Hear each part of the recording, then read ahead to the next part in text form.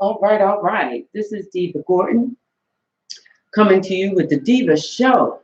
Yes, indeed. Trying to, give y'all something a little upbeat. You worked all day, and I know y'all had that ride home mix that y'all was listening to, and some of y'all got y'all little playlist that y'all be listening to. So I don't, I wanted to change up my music a little bit. I'm playing all different genres because I don't want, y'all to tune into the Deeva Show. And I was playing Charlie Wilson. I was playing some Indy Irene. And that was relaxing music, but I don't want to put y'all to sleep. I want to make sure that y'all lively so that y'all can listen. You know what I'm saying? Lively so that y'all can hear what's going on. So I'm getting ready to give y'all one more.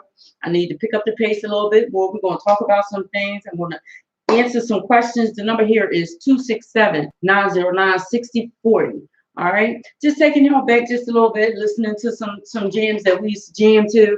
Y'all, come on now. I know some of y'all heard that before many, many times and got in that car, turned that radio up and was jamming on the way home. Have you ever did like the ab dance while you driving home? You know what I mean? Your song is on, you steady going. You know what I'm saying? That car workout on the way home. I'm getting ready to give y'all another one real quick. And when I come back on the other side, I'm going to answer some questions and give y'all some more information about what's going on with DEU.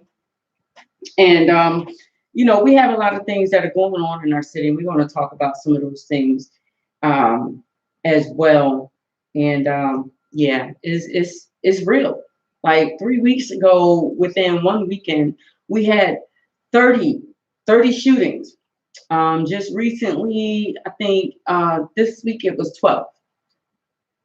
I mean, the number is lower, but the realization is that our city is becoming, as they call it, 6-gun territory. Let's talk about that when we come back on the other side. And you can, call in and ask any questions that you want. Again, the number is 267-909-6070. We're getting ready to jam and listen to some more house. And when we come back, we're going to jump into it. All right. Now, those of you that are listening on the radio, you're going to hear some music. And those of you that are actually tuning into the live, I'm going to talk with you, do a little bit of dancing and entertaining all at the same time. That's what I do. So, here goes. All right. Those of you that are listening and on the radio, we chat back with you on the other side. But you're not really going to miss a whole lot because whatever you miss, I'll make sure that you get it. I'm going to give it right back to you. All right. Here we go. The Deeva Show on Sado Radio. Follow me. Come on, y'all remember follow me right here.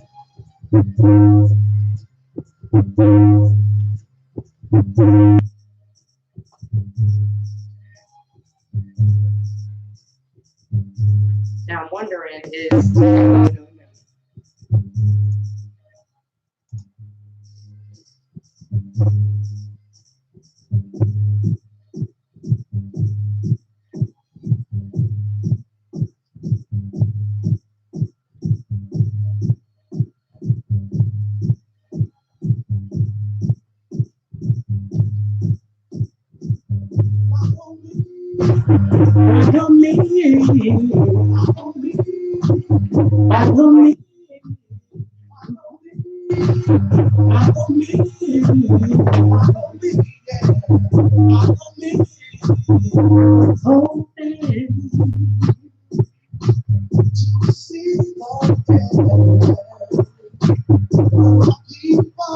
this is giving y'all time to log on.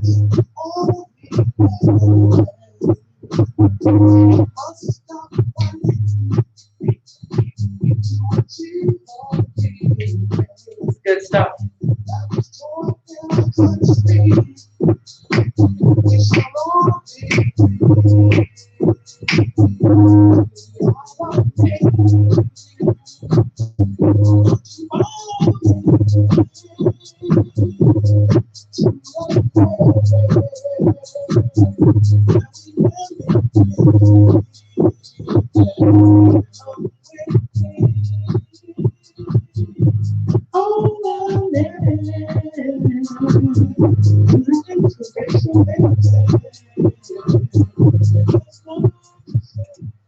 All right, so this is Deeva Gordon. I'm back with the Deeva Show. Now let's talk about it. Now I'm sitting here and I'm thinking, I'm listening, I'm jamming, and I remember, yeah, I used to club. I love one thing about me. I love to dance. Um, my entertainment experience began when I was a young child, 5, 6 years old, and I was in dance class. I had vocal lessons. I had piano lessons. Um, and I was on stage doing musicals all throughout grade school. So saying that to say, I love to dance. Dancing is my favorite way of expressing myself. Um, and not only that, I get a chance to get a good workout in. But I don't, of course, I don't dance as much as I used to. But just saying that times have really changed. Times have really, really changed. For instance, I'm listening to the song and I'm listening to the house music. You know, when I was at Cheney University, house music, I think that's around the time the house music really, really got popular and it was out more than just in Jersey. I give y'all credit. Um, and it was nothing to just go to a party and dance and have a good time. And there was not a lot of fear that went along with that. You just went out and you had a good time. And the most that you were wondering is who you were going to have your slow dance with at the end of the night. That's when slow dancing was still popular. It was even popular in my, I would say, up until my mid 20s. Is around the time that they stopped slow dancing. But before then, it's like at the end of the night, that was the last dance before you went home. And it may be with the person that you was interested in, or they was interested in you, or what have you. Um, but nowadays, there's no slow dancing. There's no courting interest. You know, there's no one holding your hand and putting their hand around your waist and just slow dancing with you that you can possibly look into their eyes and they look into yours or they hold you a certain way to let you know that they're interested or what have you. You know, going on and on and on. But I'm saying all of that to say that when I say times have changed, I'm listening to the music and I always say to myself, even when I'm jamming going home, I'm saying to myself, oh my gosh, like I haven't danced like I haven't really been out to like, you know, get my jig on in a minute. And I say jig, it may sound old school, whatever. But, you know, when I think about it, where do I go? Um, it's just scary. It's just scary. The music has definitely changed, and they play it to the masses. You know, so you hearing a lot of how do I say, hip hop music that you can barely understand the lyrics. And when you do understand the lyrics, and I don't mean to sound like, I guess I'll say it. I don't mean to sound like a old lady, but when you do hear the lyrics, um, it's vulgar. But let me get back to the topic of the reason why I went there. Where do you go? In the city of Philadelphia, it's all over the city. It's not just in one neighborhood. It's not just in one area. It's all over. Bullets are flying everywhere. Um, I'm not going to say I don't go out. I do go out from time to time, but I don't go anywhere to dance. I don't go where there's major crowds. In certain instances, it depends on really what the event is, where it is, and what time it is. Because in actuality, I just, you know, with everything going on, you just never know. I'm not a scary person as where I don't want to go outside. Don't get me wrong, but it just makes you as where me and my girlfriend we would be getting dressed and we would be heading out. The last thing that we had on our mind is the possibility of a shootout and what to do. And I was preparing to go out. the other day, and the conversation was, well, if this happens, do this, and if that happens, do that. That way we know each other is safe. Why is that? What are we doing about that? Part of it is voting for our local councils, because our local council plays a hand in what goes on in that area. They also communicate with the local districts to find out, the local police districts to find out what's going on in the area. They tell them what's going on in the area, and the communication with the both of them, they can help to combat certain things that's going on within your area. But I just say that Philadelphia is under, I consider it to be crisis right now. Anytime you have to wonder if you should go to a block party or not, it's an issue. Philadelphia is known for having some of the best block parties.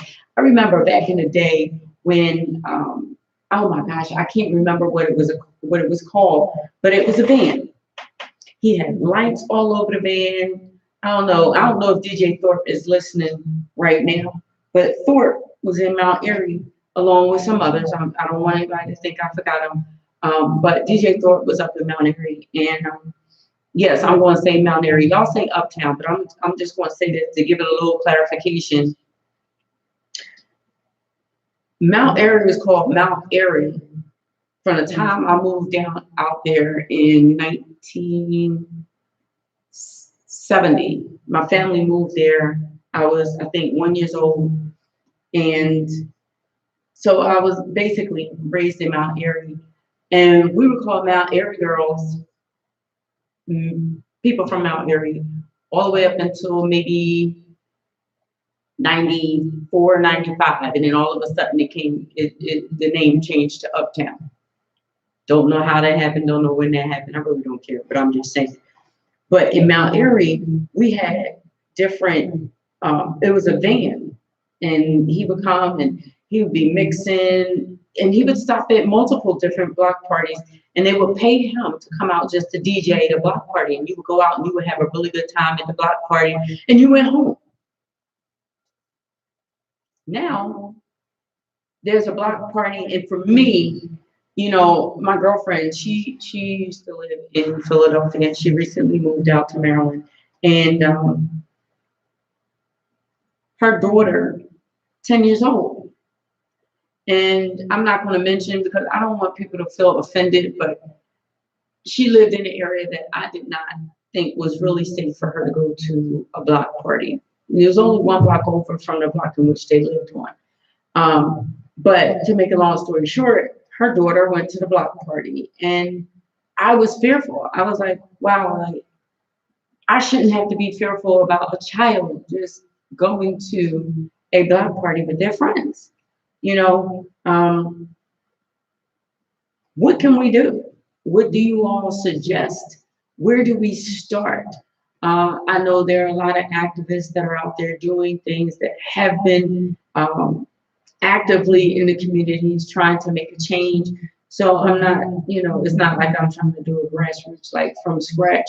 I'm just saying, what else can we do as citizens to be more involved with what's going on in our communities? Because our babies are dying. Our babies are dying at rapid rates. Their lives are being altered.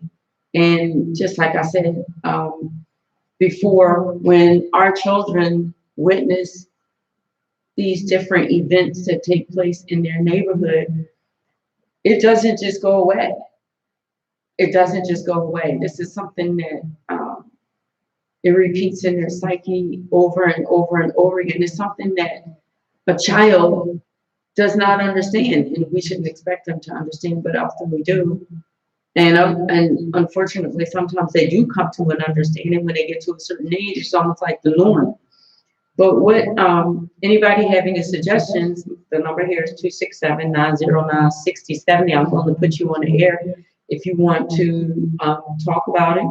And if you want to lend a suggestion, that would be absolutely awesome, to give our audience a little scoop of what they can do to help. Our city is definitely under crisis, and we need change. We need change as soon as we can make a difference here. You know, it's a little off topic, but you know, services have been shut down for our children for quite some time. They've closed some recreation centers. They've also closed a lot of schools. The services in the schools that we do have that still do exist are almost non-existent as far as having counselors and nurses and things of that in the schools. And I mean, when you look at it, and I'm just going to put it out there, we have all of these homes, newly beautiful homes that are being built, and it is uplifting the city. And we are recognizing that, but are we also recognizing what they are shutting down and taking from us? The whole situation with Hanneman Hospital. Think about it. You know, they are rebuilding all of these different neighborhoods up. How can you shut down or not even lend a hand to help a hospital remain open that has serviced so many? So we're talking about shutting down a hospital that served a very, very large geographical area, very large. We're talking about North Philly, South Philly, basically North and South Philly. It's not many center city, but I'm going to say North Philadelphia and South Philly utilize Hanneman Hospital. It's an emergency hospital. It's right there in Central City. So how is it that this has happened? You know, what are we doing about it? Are we paying attention to what's going on? I know that there was a rally out there today to try to save the hospital, but I want to know where the higher ups that even allowed it to get to this point. And when you read up on it, it's saying those that are inpatient will be inpatient up until August the 1st. And talking about those that have planned surgeries, they need to discuss things with their doctors. Well, half of these doctors are losing their jobs. So I'm sorry, I had to go into it and talk about it because we're talking about a couple of things that I presented to you today. We're talking about the crisis in Philadelphia with the consistent, shootings that's going on. We're also talking about the different services that have been taken from us. What are we doing? What can we do to help within our communities to minimize some of the fatalities that are taking place in our neighborhoods? What kind of communicating are we doing with our young people? Are we just that afraid of our young people that we don't want to reach out a hand and open up a line of communication to possibly show them a different avenue and a different way to go? And if anybody has anything to say, I'll just say, for me, Deeva, I have always been active in my community and in my local recreation center. So, the Dorothy Emanuel Recreation Center in Mount Airy, I was very active there for many, many years, and I've been an advocate for children for many years. So I don't have a problem reaching out and communicating. That young lady that turns her lip up and give you the screw eyeballs is the one that needs to communicate the most. You know what I mean? And I recognize that. It's just about us opening up and communicating to give people a voice and an opportunity to make better choices, and also I was talking about the other situation. How did our city allow this to happen with a major hospital getting shut down? I don't know how many people really think about it and really looked at it, but that's a major sign of the times, But I'm going to give you a little bit of music, and then we're going to get into some industry stuff. I wanted to give you some real stuff to talk about, to think about. I wanted to put it on your brains out there because it's been boggling mine. And you know, I'm going to be making some moves, and hopefully, I put that little spark in there for you to want to make a change and do something different. And then nobody's asking you to go and open up a whole organization, and if you can, great. But I'm not asking you to go and open up a whole organization, but each one, reach one, and teach one will help. Each one, reach one, and teach one will help. If you just pull one to say, hey, let me talk to you for a minute, you know, sometimes that's all it takes is just a conversation with someone, just to put a bug in their mind, to give them a different thought about something. You know, oftentimes when our parents was talking to us, don't do this because of this and don't do this because of that. And we got irritated and frustrated. And now we're saying the same things to our kids. And why?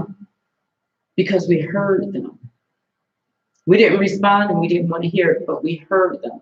So while you may not get the smile on their face and you may not get, you know, that open welcome arms, just, you know, having a conversation, you know, and putting the idea in their mind and sparking their mind may help to promote change. You never know. So we're going to listen to a little more music, and my guest should be arriving soon. And we're going to keep talking. All right.